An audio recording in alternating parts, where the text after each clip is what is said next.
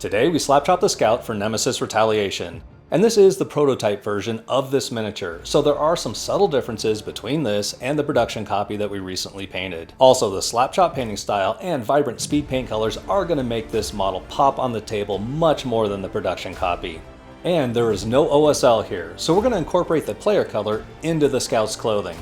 I hope you enjoy this little paint up because it's going to be a fast one. Welcome to Trehane Miniatures.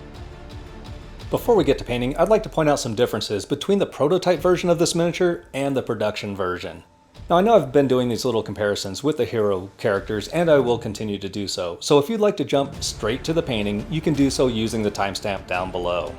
With the previous miniatures that we've painted, most of the differences between the prototype version of the model and the retail version have centered around slightly more refined details found on the prototype version. With this miniature, however, there is an addition to the sculpt that I feel makes a huge difference in how the model presents itself. The prototype version of the model features extendable fiber optic cameras on the helmet that, while small, add so much character to the silhouette of this Marine. The retail version of the Scout looks anemic by comparison. I think that there's a common misconception that prototype game components mean lower quality game components. But as we can see with these Awakened Realm miniatures, this isn't always the case. However, despite the increase in crisp details on the prototype miniatures, this product isn't really suitable for tabletop board gaming. These miniatures are resin 3D prints and they are super fragile. Many of the prototype miniatures that I received came in the form of a jigsaw puzzle and needed to be repaired before painting. These prototype miniatures also arrived with the Awakened Realm Sundrop wash on them. For the hero characters, this is basically just a white Zenithal Prime. This means that this miniature is already prepped and ready to go for Slapchop, and I can jump straight to the speed paints. I begin by using familiar pink to paint the ends of the fiber optic cameras found on the helmet. I can't wait to use these to peer around corners, look under doors, and explore vents without making entry.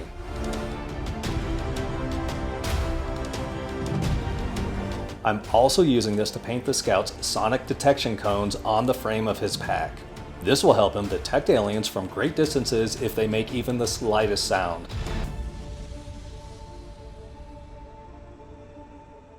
I'm choosing Purple Swarm speed paint for the Scout's clothing, which, if you believe Star Trek Voyager, would make him a science officer. His suit is laden with tech, so I guess that makes sense. But if you know me, you know that I'm choosing the purple solely to represent the player color. And if you know me, you know that I googled that little bit of Voyager trivia right before making this video. Though 7 of 9 is pretty cool. I'm being particularly careful on the pants with this because there are some straps that I want to paint a different color later. Before getting to my favorite speed paint gunmetal recipe ever, I'm going to quickly paint a couple of non-combat items with Grim Black. First, I'm using this to coat the fiber optic dreadlocks on the helmet. Then I use it to paint the frame for the sonic detection cones on the backpack.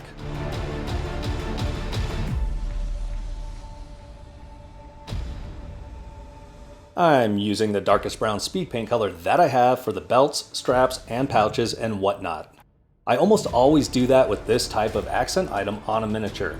I use this to help add contrast and separation between the other bright colors on the piece. Even when painting with standard acrylic paints, I generally go dark with these items and use minimal highlights. If I make everything bright on the piece, nothing will appear bright.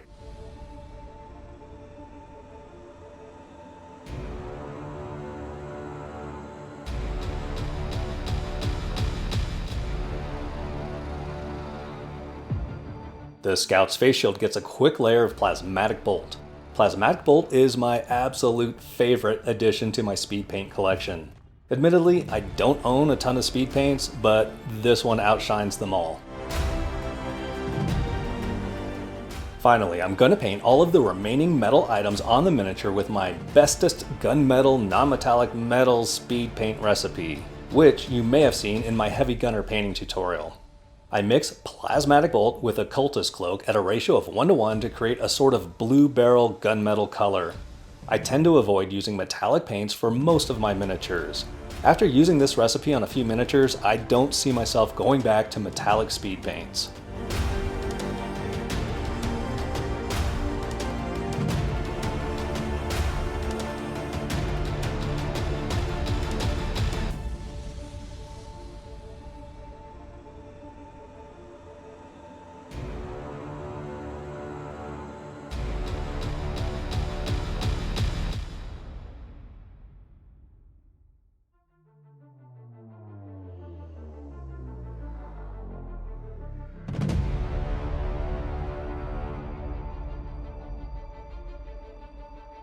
Okay, on second thought, let's slap some broadsword silver metallic speed paint on the base just to show that I'm not a hater.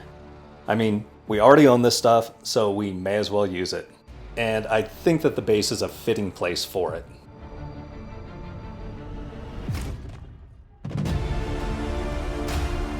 Alright, this wraps up painting the Scout for Nemesis Retaliation. I'd like to thank my channel members for supporting all that I do here. If you too would like to become a channel member, you can do so by using the link in the description down below. Thank you so much for watching. Please hit the like button and subscribe to the channel to join our growing community of sneaky bastards.